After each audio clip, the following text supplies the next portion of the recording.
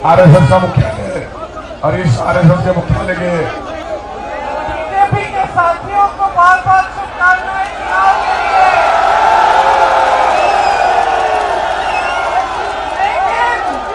लेकिन अफसोस ये कि जीतेगी महाविकास आघाड़ी।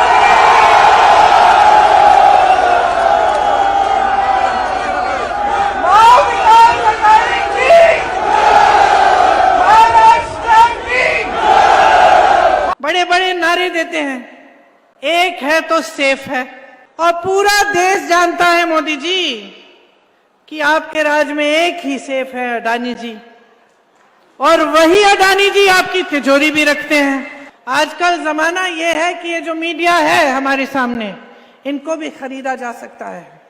बड़े बड़े उद्योगपतियों की मीडिया है।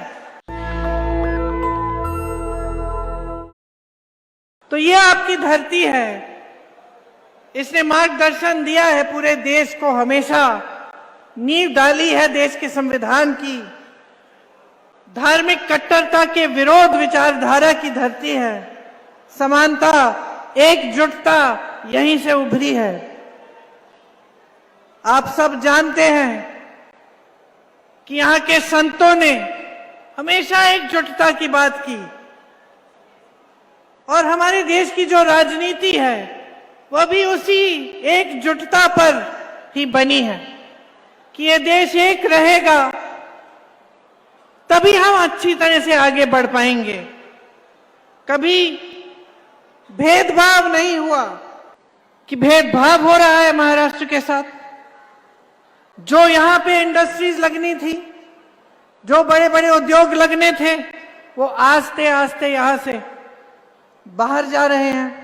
आपने देखा होगा कि यहां से इन्होंने बड़ी बड़ी कंपनियां, सेमीकंडक्टर का प्रोजेक्ट महाराष्ट्र में आ रहा था, वो चले गया गुजरात। एयरबस का प्रोजेक्ट महाराष्ट्र में आ रहा था, वो भी गुजरात चले गया। सैफरन प्रोजेक्ट आ रहा था, वो भी गुजरात चले गया। बल्क ड्रग पार्क प्रोजेक्ट, वो भी प्रदेश से बाहर चले गया। तो जितने रोजगार बनने थे, जितनी इंडस्ट्री आनी थी, वो आस्ते आस्ते महाराष्ट्र से बाहर चली जा रही है। लगभग 10 लाख करोड़ का निवेश यहां से हटा है। 8 लाख नौकरियां महाराष्ट्र से बाहर चली गई हैं। 6000 से ज्यादा कंपनियां बंद हो चुकी हैं। ये आज महाराष्ट्र की स्थिति है। बड़े बड़े नेता आते हैं भाजपा के, शिवाजी महाराज जी का नाम लेते हैं, बातें बहुत बड़ी बड़ी करते हैं, साथ साथ शिवाजी महाराज जी का अपमान भी हो रहा है। उनकी प्रतिमा का शिलान्यास 7 साल पहले मोदी जी ने लगवाया। किसी ने पूछा क्या हुआ?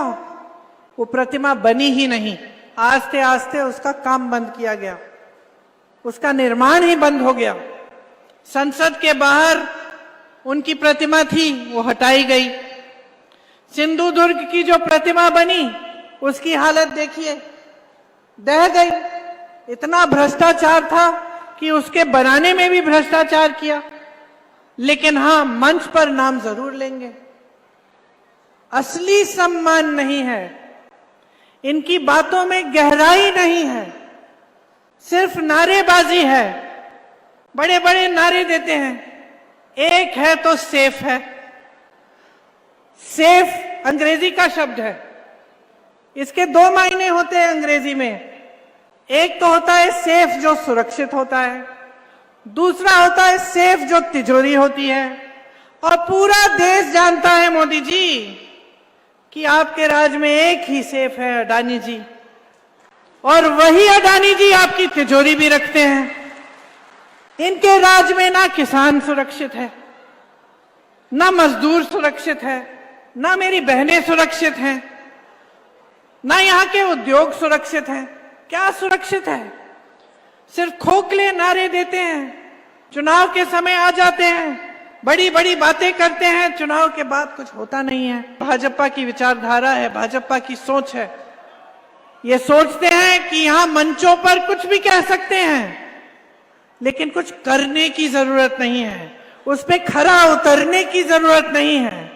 कि कोई जवाबदेही है ही नहीं जनता के प्रति, कि जब चुनाव आएगा तो हम ऐसे ही नारे दे देंगे, जनता का जो ध्यान है उसको बांट देंगे, इधर उधर कर देंगे, धर्म के आधार पर कुछ कह देंगे, जाति के आधार पर कुछ कह देंगे, जनता के जज्बात उभर जाएंगे, जनता का ध्यान भटक जाएगा और हम चुनाव जीत जाएंगे।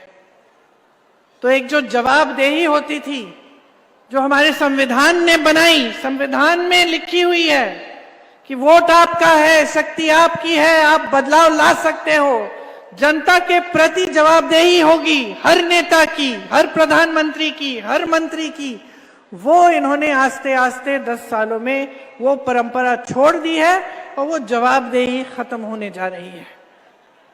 क्योंकि जब राजनीति की जो दिशा है वो इस तरह से बदल जाती है कि वो आपकी समस्याओं की बात नहीं करती, वो जो आपकी सच्चाई है, जो आप जी रहे हैं, जो आपका संघर्ष है, उसके बारे में चर्चा नहीं होती। चर्चा होती है तो आपके ध्यान भटकाने वाली चर्चा होती है। तब यही होता है कि नेता सोचता है कि कोई बात नहीं, हमें काम करने की जरूरत नहीं है, हम तो बस चुनाव के समय कुछ भी कह देंगे, चुनाव जीत जाएंगे। तो ये बहुत गलत परंपरा है। और देखो परेशानियां कितनी हैं आज, महंगाई कितनी बढ़ा दी है इन्होंने। 10 सालों में इतनी महंगाई बढ़ गई है कि आज आप त्योहार भी खुशी से नहीं मना सकते। त्योहार आता है, घबराहट होती है, दिवाली आ रही है, पुताई करनी पड़ेगी, मेहमान आएंगे, खाना बनाना पड़ेगा, नए नए कपड़े सिलवाने पड़ेंगे, कैसे करेंगे। जो खुशी का मौका है उससे भी घबराने लगे हैं लोग, क्योंकि महंगाई इतनी बेहद ज्यादा हो गई है। हर चीज पे जीएसटी लगा दी है, कपड़ों पे जीएसटी, दवाओं पे जीएसटी। जो छोटे छोटे दुकानदार हैं, जो छोटे छोटे बिजनेस चलाते हैं, उनके नाक में दम कर दिया है। कोई कमा नहीं पा रहा है, बेरोजगारी चरम पे है। आप बच्चों को पढ़ाते लिखाते हो, मेहनत करते हो। आज देखो ये जमाना नहीं रहा कि कोई गरीब परिवार का है, गांव में है, तो सोचता है कि चलो 8वीं तक पढ़ा देंगे और बस। ये जमाना नहीं रहा। आज गरीब से गरीब परिवार में, पिछड़े से पिछड़े इलाके में कोई चले जाए, देखे गरीब से गरीब परिवार में माँ बाप चाहते हैं कि ये बेटा पढ़ेगा लिखेगा, अच्छी इसका अच्छा भविष्य बनेगा, और कुछ भी करते हैं उसकी पढ़ाई लिखाई के लिए। लोन ले लेते हैं ट्यूशन की फीस को भरने के लिए, इम्तिहान देगा, पास हो जाएगा, रोजगार मिलेगा, बहुत मेहनत करते हैं। लेकिन भविष्य क्या है आज नौजवानों के लिए? इम्तिहान देते हैं तो उसमें भी कुछ घोटाला हो जाता है, गड़बड़ हो जाती है। माँ बाप पढ़ाते हैं लिखाते हैं, मेहनत करते हैं, रोजगार नहीं मिलता, नशे का शिकार बन जाता है। तो सरकार की सबसे पहली नीति तो यही होनी चाहिए कि मजबूत रोजगार दिलवाए, कि जो आप मेहनत कर रहे हैं उसका हम समर्थन करें, सरकार समर्थन करे, आपको आगे बढ़ाए। लेकिन इनकी नीति ये है कि जो देश का है वो सब एक आदमी को पकड़ा दो। देश के बंदरगाह, देश के हवाई अड्डे, देश की बड़ी बड़ी कंपनियां, इन सब से रोजगार मिलता था, ये सब अडानी जी को दे दिए। आपकी जमीनें देने जा रहे हैं। छत्तीसगढ़ में पूछिए कितनी जमीन खा गए हैं आदिवासियों के, आपके हक जा रहे हैं और आपको रोजगार नहीं मिल रहा है। यहां से बड़ी बड़ी कंपनियां जा रही हैं, और जो सरकारी कंपनियां हैं उनमें कॉन्ट्रैक्ट का सिस्टम आ गया है, ठेके का सिस्टम आ गया है। आज महाराष्ट्र में 2.5 लाख खाली पद हैं, और अगर मैं अभी कहूंगी कि हाथ उठाओ यहां कितने बेरोजगार नौजवान हैं, तो सारे हाथ उठ जाएंगे। उठा के दिखाओ। सारी जनता बेरोजगारी से जूझ रही है, पढ़े लिखे बच्चे, किसी को के पास रोजगार नहीं है, 2.5 लाख पद खाली पड़े, आपने भरे नहीं है। तो क्या कर रहे हैं? सरकार क्या कर रही है? आपको मालूम है सबसे ज्यादा आत्महत्या नौजवानों की आज महाराष्ट्र में है। सोचिए, जो प्रदेश सबसे आगे होता था हर चीज में, आज इसमें आगे हो गया है।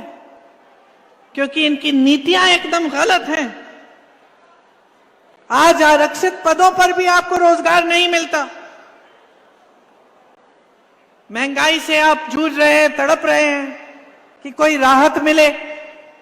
बेरोजगारी से आप जूझ रहे हैं और सरकार क्या करती है? 2.5 सालों से इनकी सरकार रही है और 10 सालों से ज्यादा हो गए हैं केंद्र में। महाराष्ट्र में 2.5 साल हो गए हैं जब से इन्होंने सरकार चुराई आपकी। और क्या किया इन्होंने? कुछ नहीं। अब चुनाव आने लगा, बहनों ध्यान से सुनो, ध्यान से सुनो। चुनाव आने लगा और 4 महीने पहले आपके लिए स्कीम निकाली है, लाडली स्कीम इनकी, जिससे आपको 1500 रुपए महीने दे रहे हैं। आप मुझे बताओ, 2.5 साल से इनकी सरकार रही है, 2.5 साल से कहां थे? आप जानती हैं, सोचिए, स्वास्थ्य सुविधाएं बदहाल हैं। ये बड़ी बड़ी बातें जो मोदी जी, उनके मंत्री जी करते हैं आपके सामने, ये सिर्फ बातें ही रह गई। स्वास्थ्य की बात है, शिक्षा की बात है, बेरोजगारी की बात है, महंगाई की बात है, तो कोई काम नहीं हो रहा है।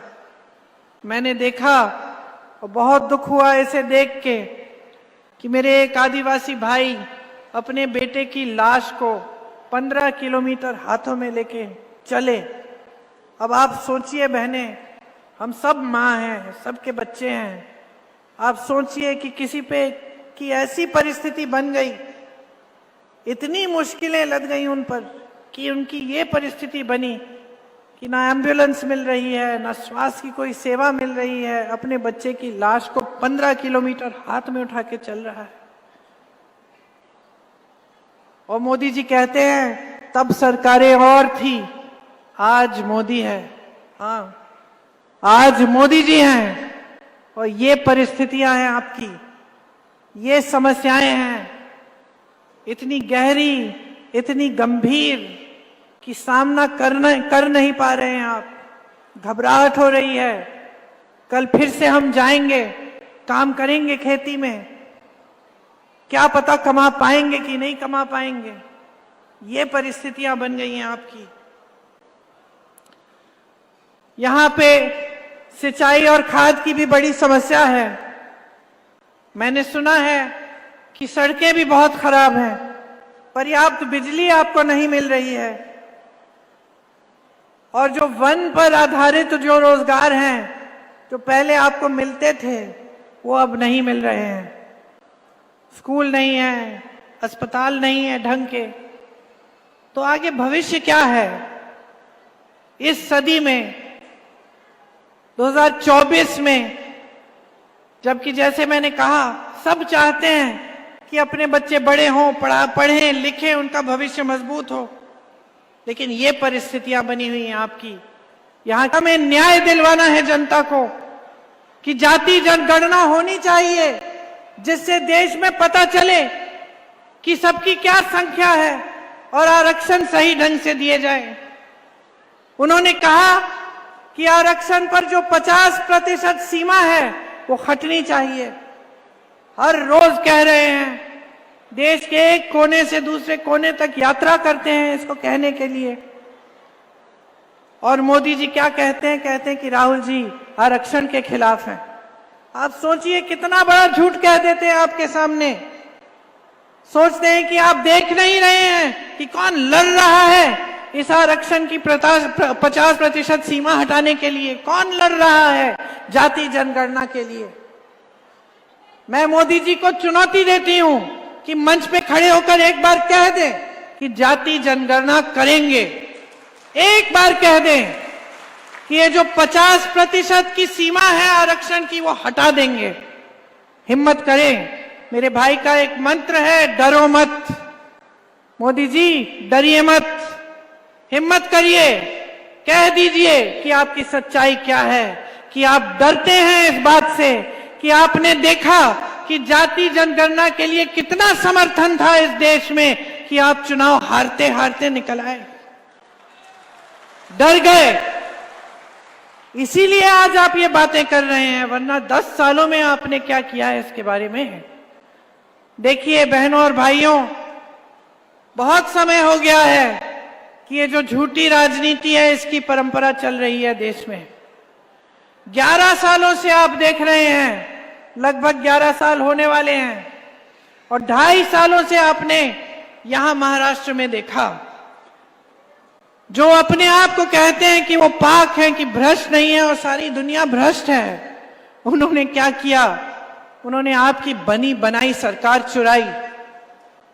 आपने सरकार चुनी थी, अपने वोट की शक्ति से सरकार बनी थी, और मोदी जी और उनके लोगों ने घूस दे देकर, हजारों करोड़ रुपए दे देकर वो सरकार हटाई, सरकार बदली और एक नई सरकार बनाई। और आज सारी बातें बाहर निकल रही हैं कि उन चर्चाओं में भी अडानी जी बैठे थे। तो ये सरकारें बन किस लिए रही हैं?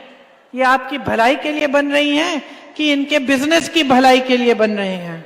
ये आपकी भलाई और आपके भविष्य के लिए बन रही हैं, या खुद ये नेता अपने भविष्य को सुरक्षित रखने के लिए, सत्ता अपने हाथों में रखने के लिए, अपनी कुर्सियों के लिए बना रहे हैं? गहराई से सोचिए। आज एक चुनाव फिर से आपके सामने है, और मैं सिर्फ आपको एक चीज कहना चाहती हूं, खास तौर से अपनी बहनों को, कि देखो, अपने बारे में सोचो। नेता आपके सामने आएगा, मंच पे कुछ भी कह देगा। आजकल जमाना ये है, आजकल जमाना ये है कि ये जो मीडिया है हमारे सामने, इनको भी खरीदा जा सकता है। बड़े बड़े उद्योगपतियों की मीडिया है, आपको कुछ भी कहा जा सकता है। आप सिर्फ बातों के भरोसे मत चलिए। ये चुनाव आपकी जरूरतों पे लड़ा जाना चाहिए। आपकी क्या परिस्थिति है? इनकी सरकार इतनी समय से है, क्या आपको पानी के लिए संघर्ष करना पड़ता है कि पानी मिल जाता है? क्या बिजली आ रही है आपके घर में? क्या कमाई हो रही है? क्या बेरोजगारी कम हो रही है? क्या महंगाई कम हो रही है? ये है असली सवाल।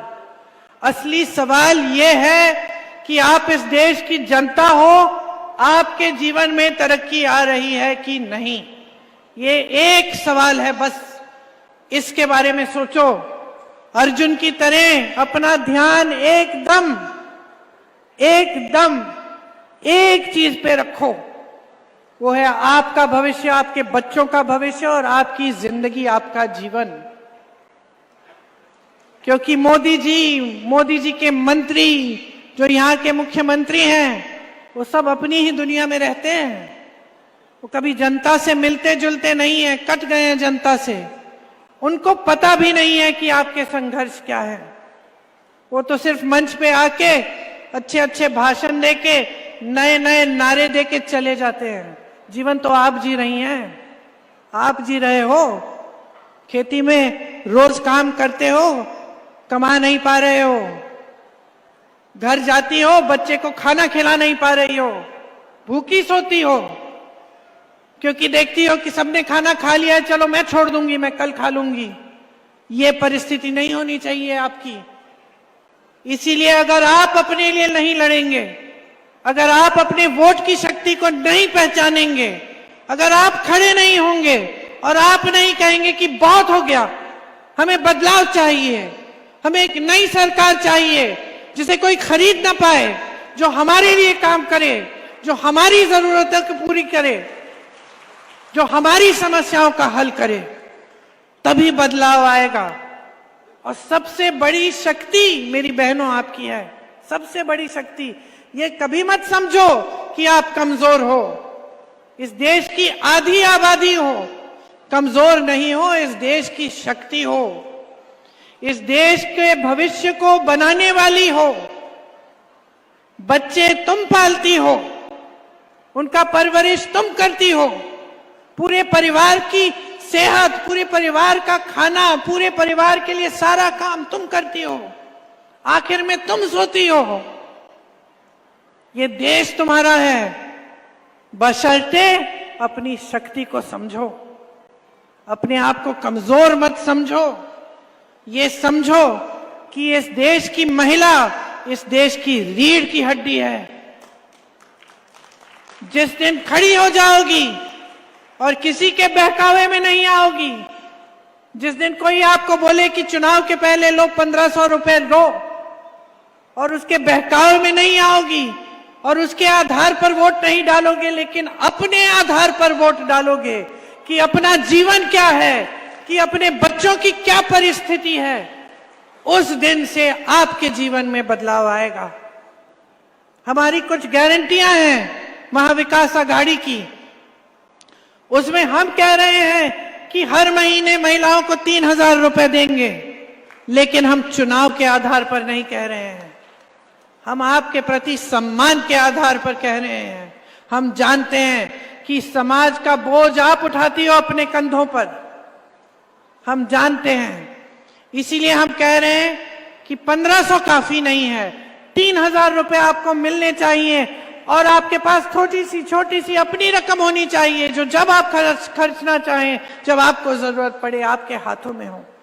कपास के लिए आपको सही दाम मिलेगा और प्याज के लिए उचित दाम तय करने के लिए एक कमेटी बनाई जाएगी ताकि प्याज के लिए भी आपको उचित दाम मिले। यहाँ पे जो नौजवान हैं जिन्होंने हाथ उठाया कि बेरोजगार हैं, ये जो 2.5 लाख पद खाली हैं इनके राज में, इनको पूरा करने के लिए इनको भरने का काम महाविकास आघाड़ी की सरकार करेगी। जो नौजवान बेरोजगार हैं उन्हें 4000 रुपए प्रति माह बेरोजगारी भत्ता भी मिलेगा, ताकि जब तक नौकरी न मिल जाए तब तक कुछ सहूलियत हो, कुछ सहायता मिले। देखिए, मैंने स्पष्ट कहा काफी बार कि ये चुनाव आपकी समस्याओं के बारे में होना चाहिए। ये चुनाव जो है ये आपके सम्मान, आपके अधिकार, आपके विकास का चुनाव है। इसमें आप अपना वोट एकदम ध्यान से इस्तेमाल करिए, विवेक से इस्तेमाल करिए। मैंने कहा कि हम लोगों की बातों में मत पड़िए। मैंने कहा देख लीजिए कि दूसरे प्रदेशों में कांग्रेस की सरकार क्या कर रही है, क्या ऐसी गारंटियां पूरी हो रही हैं कि नहीं, तभी वोट दीजिए। तो मैं सिर्फ एक चीज कहने आई हूं आपसे, जागरूक बनिए, सतर्क बनिए, किसी के बहकावे में मत आइए। ये वोट जो है ये आपका भविष्य बनाएगा। सोच समझ के महाविकास आघाड़ी के जो उम्मीदवार हैं उनको भारी से भारी बहुमत से जिताएं, ताकि ये समस्याएं दूर होनी शुरू हो, ताकि आपके बच्चों का भविष्य मजबूत होना शुरू हो, ताकि ये जो बड़ी बड़ी समस्याएं हैं, बेरोजगारी, ये महंगाई, ये किसानों की जो समस्याएं हैं, ये दूर हो। ऐसी सरकार बने जिसकी नीति आपके लिए बने, किसी बड़े उद्योगपति की खाल बचाने के लिए नहीं, लेकिन आपके भविष्य को मजबूत बनाने के लिए बने।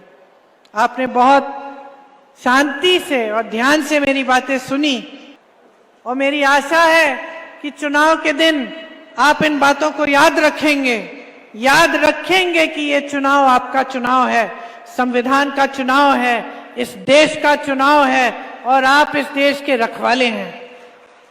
जय हिंद।